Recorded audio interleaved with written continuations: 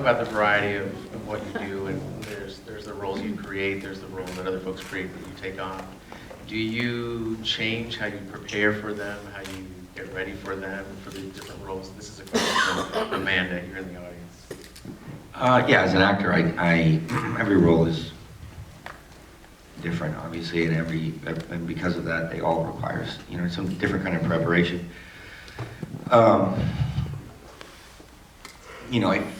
I could just talk about a few specifically and talk about the differences. So, the two I like to compare sometimes are like playing James Dean and then the climber Aaron Ralston in 127 Hours.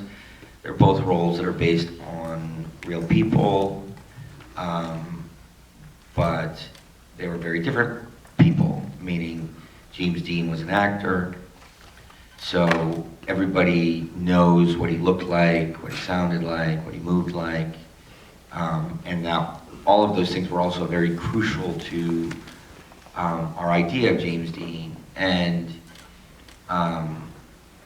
so for that role, the inner life, reading about his childhood and losing his mom at age 7, and then when that happened, his father put him on a train with the coffin to go back to Indiana and live with his aunt and uncle. So essentially, he lost both parents at age 7, and I think that had a lot to do with who he was and his both need for approval because he lost his parents, and also kind of this anti-authority thing because his father rejected him. And so, and you can see that in the roles he played too. And so that was the inner life, but the outer life was just as important. So I'd work on, just getting the physicality down, practicing the hunch, practicing smoking, practicing, because he smoked in a, very specific kind of cool way or whatever.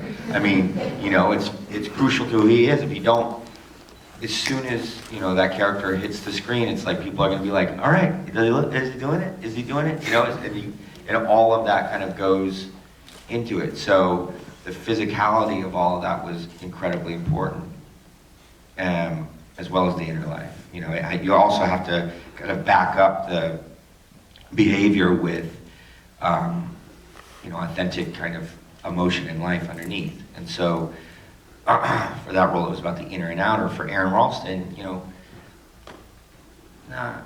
people don't know what he looked like or, how he sounded in the same way that they know James Dean. It's not what's really primary about that story or that role. What's primary is the experience that he went through and making that as authentic as possible. And so, and this actually wasn't my choice, it was Danny Boyle's choice, the director. Like, we didn't have Aaron on set during the shooting. Danny didn't want him there. We met with him, extensively beforehand. He took us through every step of the way of getting trapped and what he tried to do to get out, and then cutting his arm off, and how did you feel, and all this stuff, and what did you do exactly. But then we didn't need him there to kind of, after we got all that, we didn't need him there to say like, well, actually my arm was like that, and I always have a special tick when I, like whatever, like we don't, that's not crucial to Aaron Ralston.